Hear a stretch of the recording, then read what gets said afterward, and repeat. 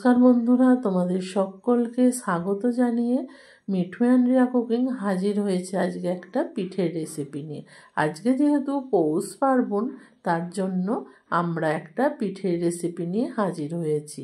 আজকে তোমাদের সাথে বানিয়ে দেখাবো দুধ পুলি পিঠে। এই দুধ পুলি পিঠেটা অনেকে বানাতে গিয়ে ভেঙে যায় কিংবা গোটা রাখতে পারো না। তাহলে চলো বন্ধুরা, দেখে নেওয়া যাক এই দুধ পুলি পিঠেটা কিভাবে বানাই। আর এই পিঠের স্বাদটা একবারে মালাইয়ের মতন খেতে হবে। তাহলে চলো বন্ধুরা, দেখে নেওয়া যাক। প্রথমেই আমি একটা নারকেলকে ছাড়িয়ে নিচ্ছি। আজকে আমি এই দুধ পুলি পিঠের পুরটা নারকেল দিয়ে করব। তোমাদের হাতের কাছে যদি নারকেল না থাকে, তোমরা কিন্তু সন্দেশ দিয়েও এটা করতে পারো। দেখো, নারকেলটাকে আমি একটু কেটে নিলাম। এবার নারকেলটাকে কুড়ুনি দিয়ে কুড়ে নেব। নারকেলটাকে ভালোভাবে কুড়ুনি দিয়ে কুড়ে নিচ্ছি। নারকেলটা দেখো আমার কোড়া হয়ে গেছে। এখানে নারকেল কোড়া একদম রেডি। আর যেভাবে নারকেলের পুর করে সেই রকমভাবেই আমি পুরটা তৈরি করে নিলাম। নারকেল দিয়ে গুড় দিয়ে দিয়েছিলাম, দিয়ে ভালোভাবে এটা নাড়াচাড়া করে নেব। যেমন নারকেল নাড়ু করে সেই রকমই পুরটা হবে, কিন্তু অতটা পাক করার কোনোই দরকার নেই। দেখো, নারকেলের পুরটা রেডি হয়ে গেছে। এবার আমি এটাকে নামিয়ে নিলাম।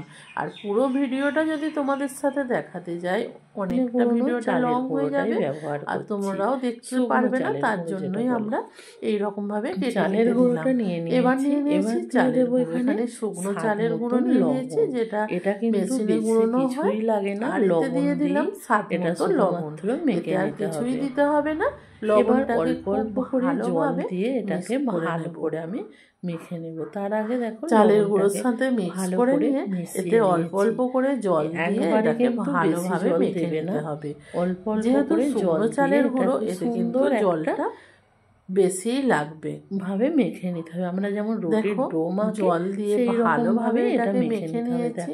আমরা যেমন আমার রেডি হয়ে গেছে লুচি পরোটার ডো মাখি, তোমরাও মেখে নেবে। এটা মেখে নিয়েছি, করবে না, একদম রেডি হয়ে গেছে। দেখো, আমি এটা আমার সুন্দরভাবে মাখা হয়ে গেছে। সব দেখে নেবে কতটা পাতলা হবে। এই রকম ভাবে যখন দেখবে হাতের মুঠোর মধ্যে এটা হচ্ছে, তাহলে বুঝবে।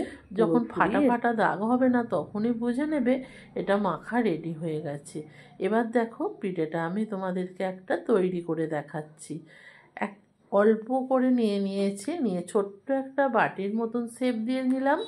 দিয়ে তার মধ্যে দিয়ে দেব নারকেলের পুরটা, দিয়ে দুপাশ থেকে মুখটাকে ভালো করে চেপে চেপে সিল করে দেব।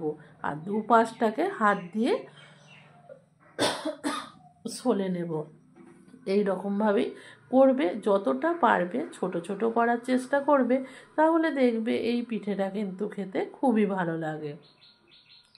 দেখো, একটা রেডি হয়ে গেছে। আবারও একটা আমি তোমাদের সাথে করে দেখাচ্ছি। দেখো, এইটাও ঠিক একই রকমভাবে করে নিচ্ছি। এই রকমভাবে সমস্ত পিঠেগুলোকে আমি রেডি করে নেব, তারপর ফিরে আসছি বন্ধুরা। দেখো বন্ধুরা, এখানে আমার সমস্ত পিঠেগুলো রেডি হয়ে গেছে। আর কতটা সুন্দর লাগছে দেখো। তোমরা যদি এর থেকেও ছোট চলতে পারো, তাহলে কিন্তু আরোই ভালো হবে। আর এদিকে দেখো, আমি দুধটাকে আগে থাকতে গ্যাসের মধ্যে বসিয়ে দিয়েছিলাম। আর দুধটা কিন্তু খুব ভালোভাবে ফুটছে। আর যেই দুধটা নেবে, তার থেকে দুধটা যেন হাফ হয়ে যায় ফুটে ফুটে, তাহলে দেখবে দুধ পিঠেটা কিন্তু খেতে খুব সুন্দর লাগবে। এবার দেখো, পিঠেগুলোকে আমি দুধের মধ্যে দিয়ে দেব। আর পিঠেগুলো দেওয়ার সাথে সাথে কিন্তু নাড়বে না। যদি পিঠেগুলো দেওয়ার সাথে সাথে নাড়ো, তাহলে কিন্তু পিঠেগুলো ভেঙে যাবে। ওটা নিজে নিজেই দেখবে ওপরে ভেসে উঠবে, তখনই বুঝে নেবে পিঠেগুলো সিদ্ধ হয়ে গেছে। দেখো, এখানে পিঠেগুলো কিন্তু নিজে নিজে সব উপরে ভেসে উঠেছে। আর এখানে আমার পিঠেগুলো কিন্তু সিদ্ধ হয়ে গেছে। এবার এখানে আমি দিয়ে দেব চিনি।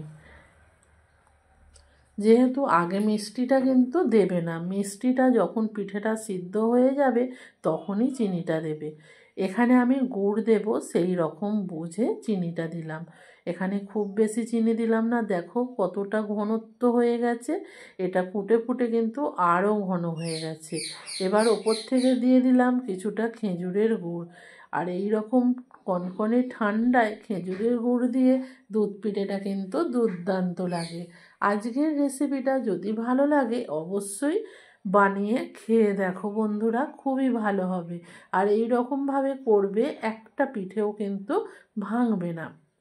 তোমরা যদি ইউটিউব থেকে দেখে থাকো আমার চ্যানেলটাকে সাবস্ক্রাইব করে দেবে, আর ফেসবুক পেজ থেকে যদি দেখে থাকো পেজটাকে ফলো করবে নিত্য নতুন রেসিপিগুলো দেখার জন্য।